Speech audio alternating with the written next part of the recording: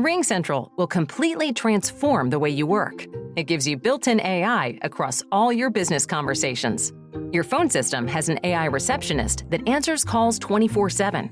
Your video meetings have AI that takes notes instantly. Even your contact center has AI, so you can help customers faster. It all comes together in one reliable platform for effortless AI communications. See for yourself at ringcentral.com. RingCentral, voice of your business.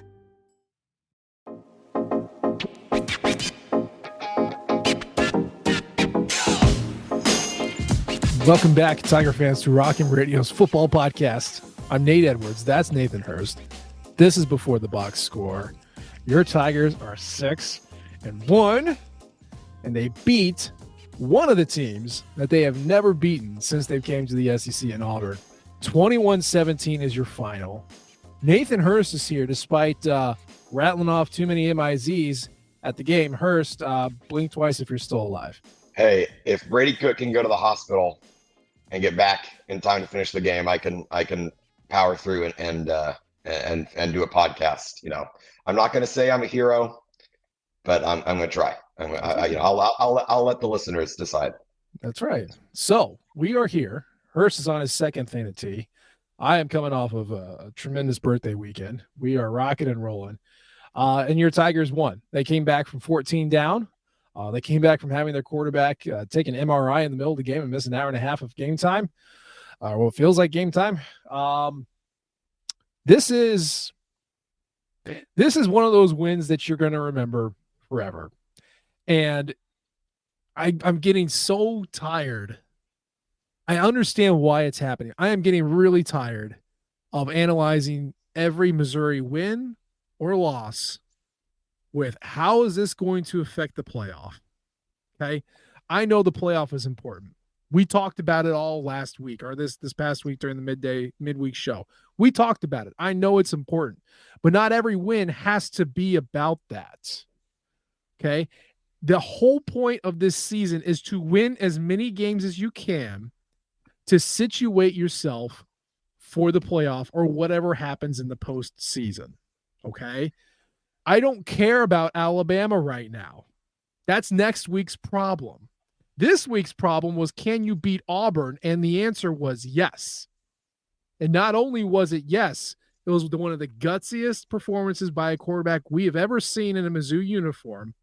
And that is what makes this sport special, because Brady may or may not play on Sundays, but he will never have to buy a drink in Columbia ever again. And it's because of performances like this that make you remember where you were and what happened when you finally got the Auburn monkey off your back. So that's my opening phrase. This game kicked ass. It was awesome because of the result. And it's one of the most improbable things you've ever seen. Nathan Hurst, how are you feeling right now? I feel good. You know, this was Brady Cook's Willis Reed moment. It goes down. I think it will go down in Mizzou history, alongside the Chase Daniel Iowa State coming off the bench cold after Brad Smith goes out with a concussion and lead the team back from a touchdown, you know, from a 10-point deficit for a victory. It's going to go, and the rest was history after that. Now, very different situations, of course. Chase Daniel being a freshman at the time, Brady Cook is a senior, but it's that type of a win that Mizzou fans are going to remember for a long time. I know I'm going to remember for a long time. No matter how this season ends, and it plays out from here on out, this is one that's going to be special. I mean, you do not get a game like that where you see a player who, you know, has gotten the polarizing figure like Brady Cook has been his entire career at Mizzou, to put this exclamation mark, and it's not the end of his career yet, but we're getting there.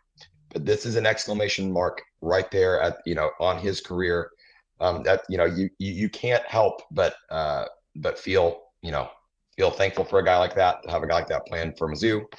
A guy who's willing to sacrifice everything it takes to get on the field and do what he can, and to get out there and then to play the way that he did, after doing everything he could to get out there, when a lot of guys with even, you know, with more or less to play for than Brady Cook does would have laid down, or would have maybe next week. We'll get him next week. No, Yeah. that's not the way this guy works. Mizzou fans have been seeing it for a long time. And it's just awesome. It's awesome. I want to talk about Brady Cook, and you're just gonna have to forgive us. We're not really going to get into a lot of details on the game. That's not really what this game was about. You had your backup quarterback in for 7 of the 10 drives. This is not what this game is about. We'll hit you with the stats. We'll hit you with the analysis and deeper dives as we go through the week. That is not what this show is going to be. So if that's what you're looking for, sorry, we're gonna do that at a different show. Let's talk about Brady Cook. You've already brought him up. I'm going to get a little spicy here. So Levi, if you want to censor, or if you don't want to, and you got kids in the car, just get ready to turn this thing down. Brady Cook, everyone who hates on him can shut the fuck up. Okay. Let me say it again. If you still hate on Brady Cook, you can shut the fuck up forever. Okay. He is not the most talented quarterback in Mizzou history. He doesn't have the most elite skills of any guy who came before him. He's not going to win any national awards. He's not going to play on Sunday. But that dude is going to give everything he can to his team, to this school, and all Brady Cook wanted to do, regardless of who the coach was. Because remember, he committed to Odom and then committed again to Drinkwitz. All he wanted to do was to be a quarterback at Mizzou. And he's weathered a torn labrum, jacked up knee, getting booed before one of his greatest performances against K-State, doubted for the first 7 games of this year, going into the hospital in the middle of the game. His dedication to this school is resolute. And I see people saying that Brady has that dog in him. No. Dogs can still lose. Dogs will fade away. The fight drains from their eyes. Brady doesn't have that dog in him. Brady has the souls of the thousands of Missouri players who came before him, who weathered crushing defeats and cursed end zones and countless what ifs and just a few more inches. Those souls of 1961, 1969, 1978, 1997, 2003, 2008, 2019, any of those players who'd give anything to have one play back, one more chance to pull the upset, one more opportunity to get on the field and get that victory. That is what's coursing through Brady Cook's veins. That's what powers him to grind through the torn body, the vitriol, the verbal vitriol and missed opportunities.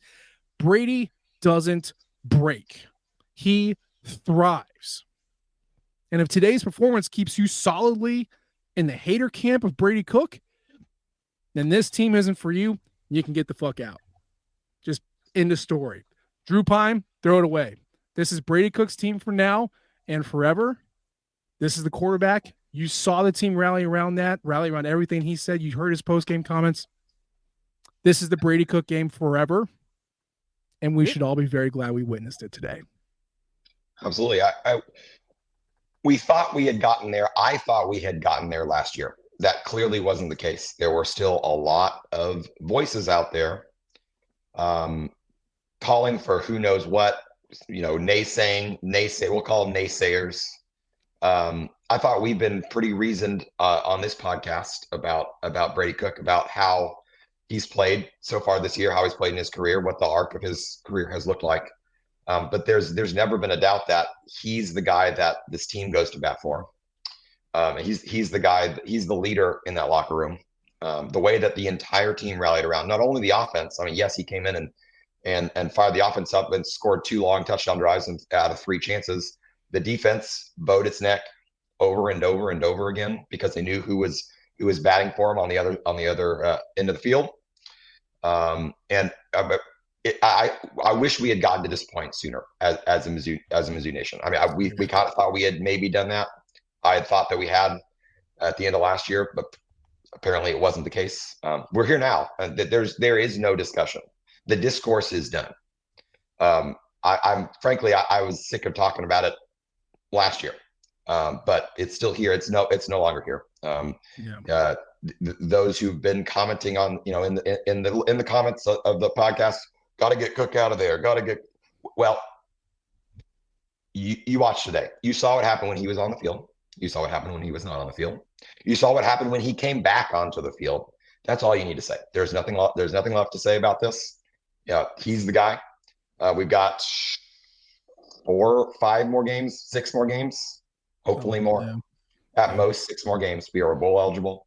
6 more games at the most, or at the least, with Brady Cook. Knock on wood that he's able to stay on the field and healthy.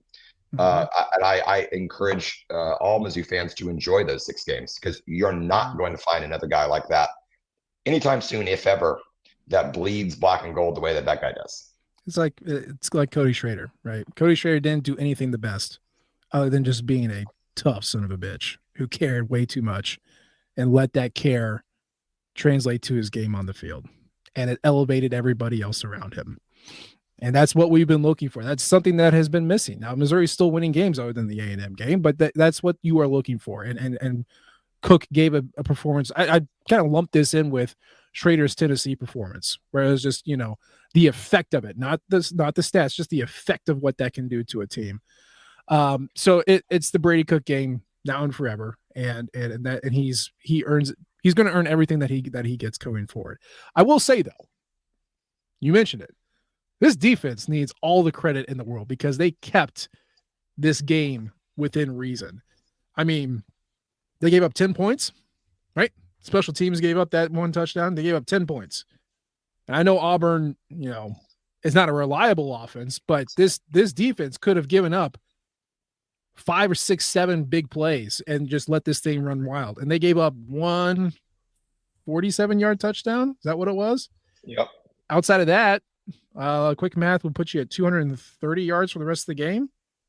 So, boy, I mean, I was concerned for the defense heading into this game because Auburn's offense has been ridiculed for turning over the ball, and so therefore people think it's incompetent. It has all the athletes in the world to land a haymaker one after the other, and they really didn't. And so credit to Corey Batoon and this defense because they – again, same thing. They could have rolled over and said, screw it. Brady's out. Like, what are we going to do? And they delivered. There were many different points throughout this entire game, starting with maybe 3 drives after Cook went out, and it looked very, very much like he was not coming back, where this defense could have made the decision to roll over or to pack it in. And they didn't. Even throughout the entire second quarter, the entire third quarter, where, to be honest, sitting in the stands, no one around me thought there was any chance that Brady Cook was going to come back, that there was any chance that the offense was going to do anything the rest of the game. They still came out there every single drive, bowed their neck. Mentioned the one deep pass. We talked about it before this game. That was where the danger of Auburn's offense. They like to hit big plays. They attempted one. They hit on it. They didn't even try it again. Now I'm going to have to go back and rewatch the game to see why that was. Not quite sure. But they had one deep shot the whole game. It worked. But for whatever Batoon was drawn up, they did not want to try that again. And because they did not. We talked about Keandre Lambert-Smith, big play guy. He had 2 catches for 16 yards. Incredible. Far and away his worst game of the season. He had 500 yards in 6 games coming into this game, and he had 16 yards today. Their one big play was Cam Coleman, their freshman. That was his only catch of the entire game. 1 catch, 47 yards, touchdown. So I don't, I'm gonna have to go back and watch it again, see what they were doing on the back end. I'm not quite sure what, but it wasn't just the pass game. Jarquez Hunter, 57 yards, 19 carries, 3 yards per carry. Peyton Thorne finished with 18 yards, but that's with minus sack yards. I think he was more like closer to 40.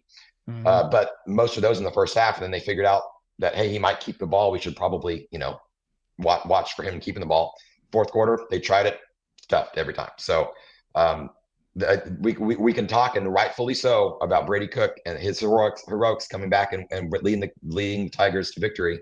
It doesn't get anywhere near there if this defense just one more playoff, and this game could have easily been 24-21, 28-21, 35. I was worried it was going to get to be 35 to whatever real quick there towards the second, early in the third quarter. They hit that one big play, had the punt muff.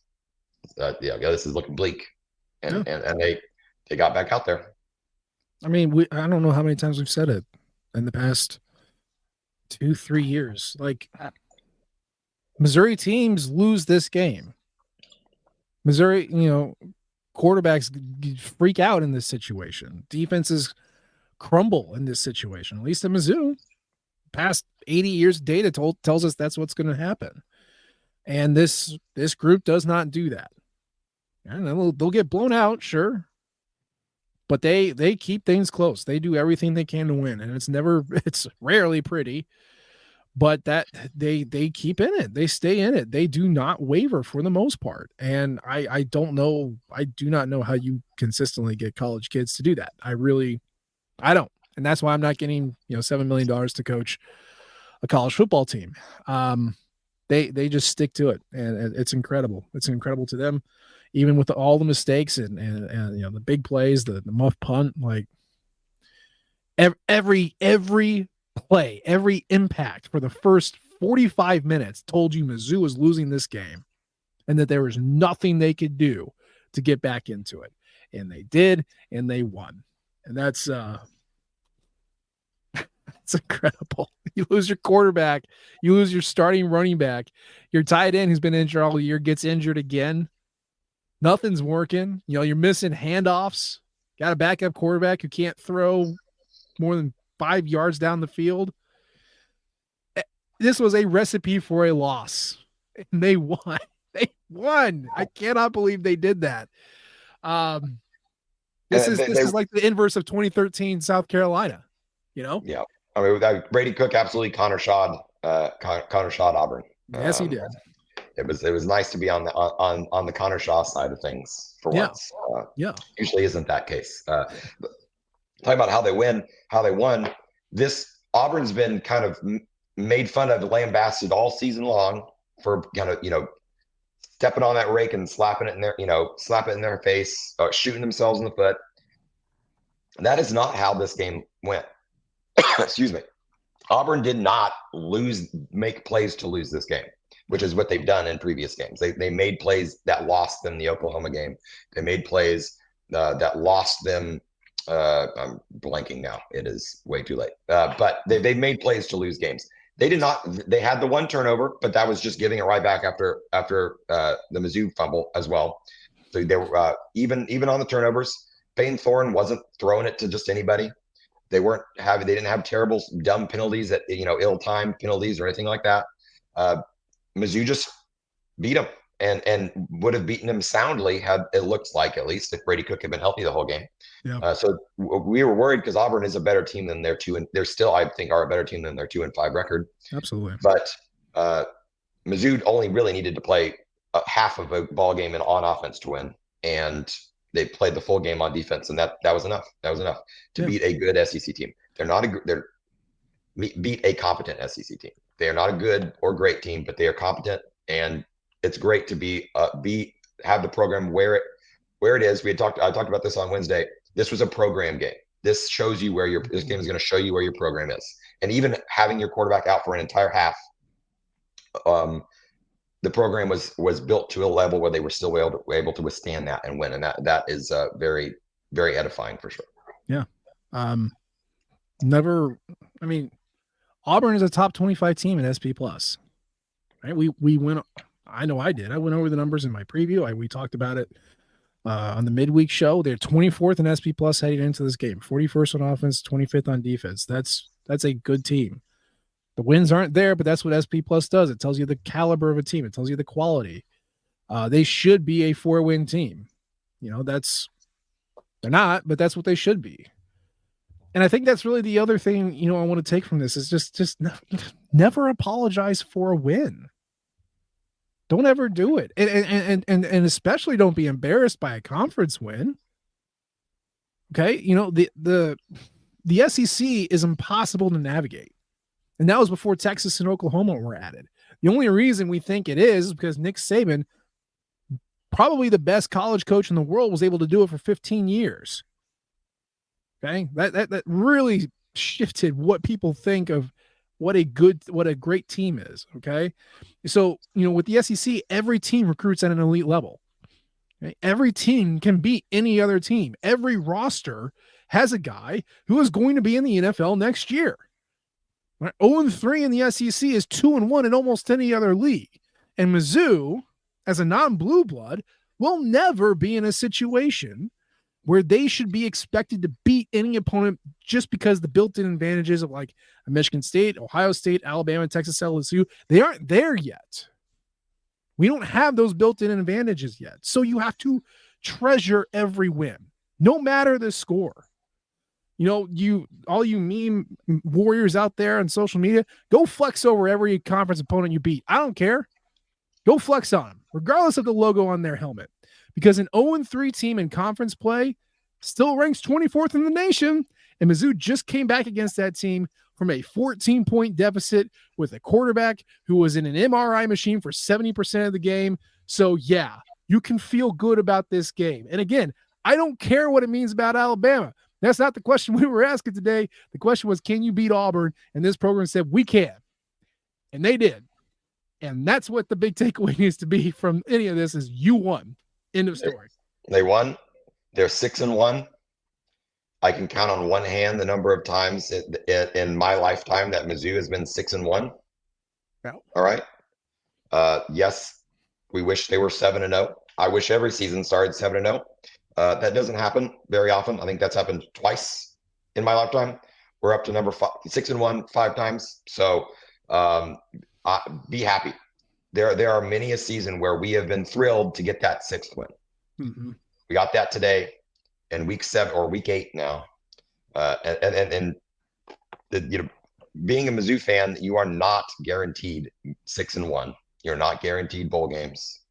You're not guaranteed beating Auburn at any point in time, no matter what state their program is in. So, there's a lot to be grateful for in terms of where the program is right now. And this game kind of just, grateful for who's on the team, who's running the team. It's a good day to be a Mizzou fan. These aren't days that we get often, so treasure them as much as you can. Absolutely.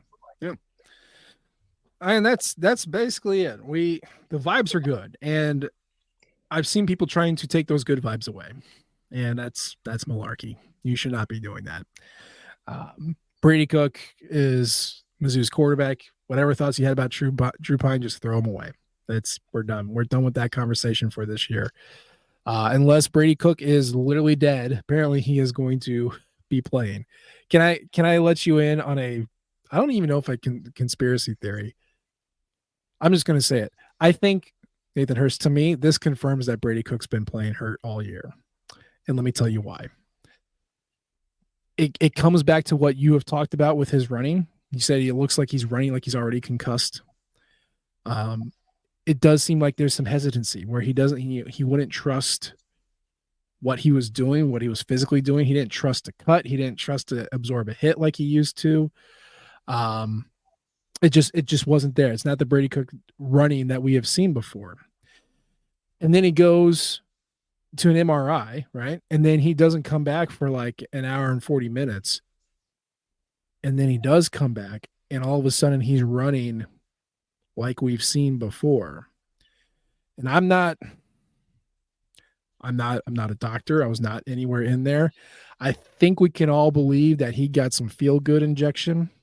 I think there was a couple of shots that went into that ankle to make the ouchies go away, which whatever your thoughts, short-term, long-term on that, we're not debating that right now. I feel confident in saying that. And lo and behold, he was back to running the way he used to run. And to me, that just confirms he was not in a situation where he could run the way he used to until he got the feel-good injection, and then he was great. So to me, that confirmed it. I'm basing that only off of my own observations. I'm in the same boat. I mean, we've had these conversations before. It is the way he was running when he came back was not the same way he was running previously this season. Also, early in the game, when he hobbled out, Drew Pine was very ready to come in the game. It was usually there's a little bit of a delay or there's a timeout. Let's get our court back up, warmed up. No, he hobbled out.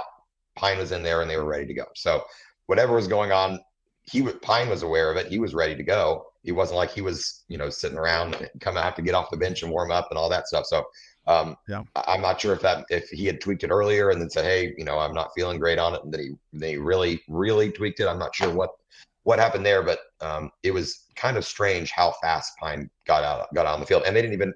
They had a play called ready to go. I mean, there was no delay there at all, which is very rare for a quarterback injury. Yeah.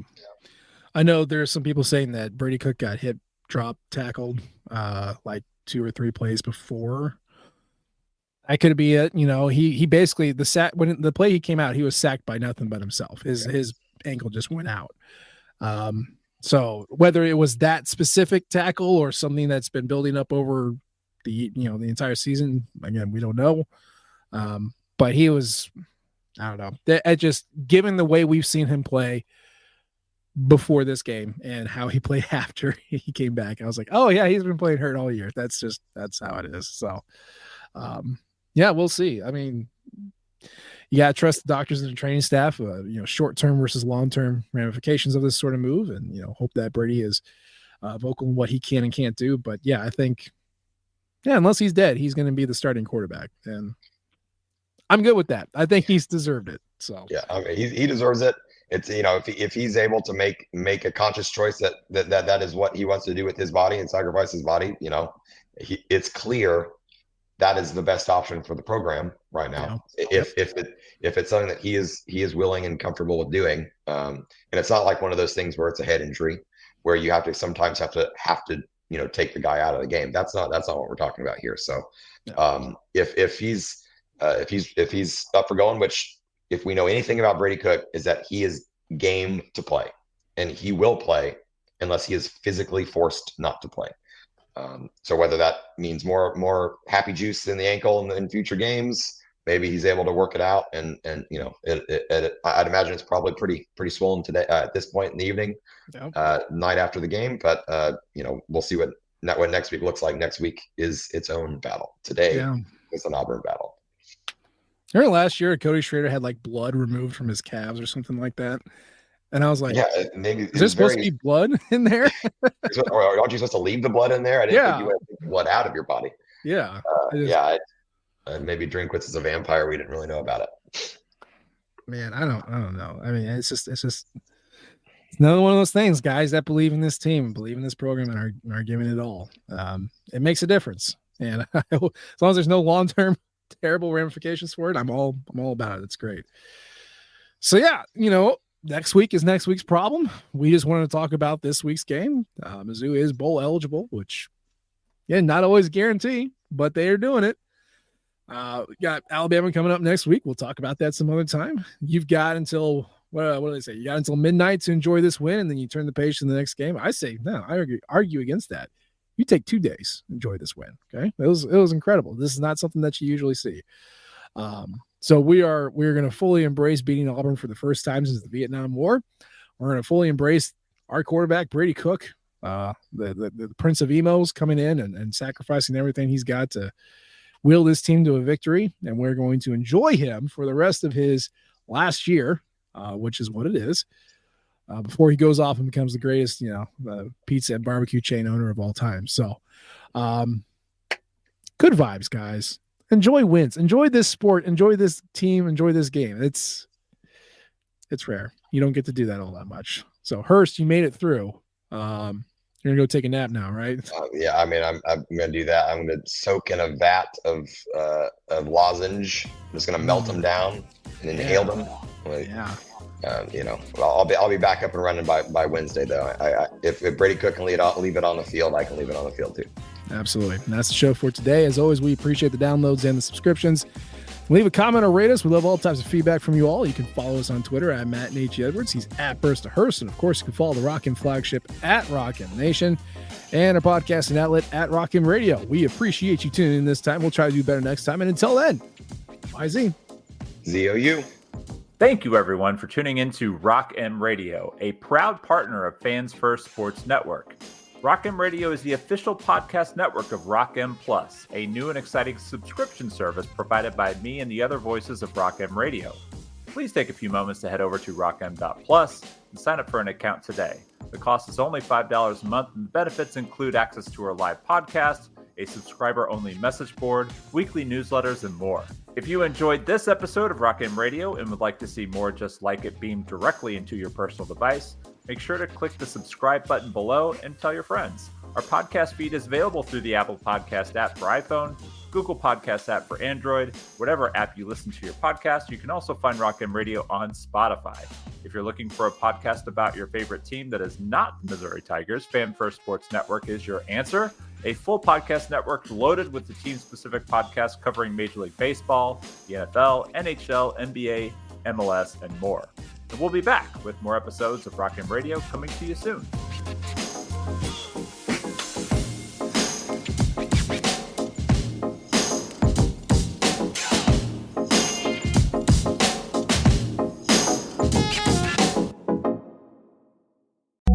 RingCentral's AI receptionist uses voice AI to answer on the first ring, so you'll never miss a call again. In just a few minutes, you can personalize your own AI receptionist to answer questions, route calls, schedule appointments, and even send texts in multiple languages. Plus, it's easy to scale. Create unlimited AI receptionists across any phone system. It's all powered by one reliable platform for effortless AI communications. See for yourself at ringcentral.com. RingCentral, voice of your business.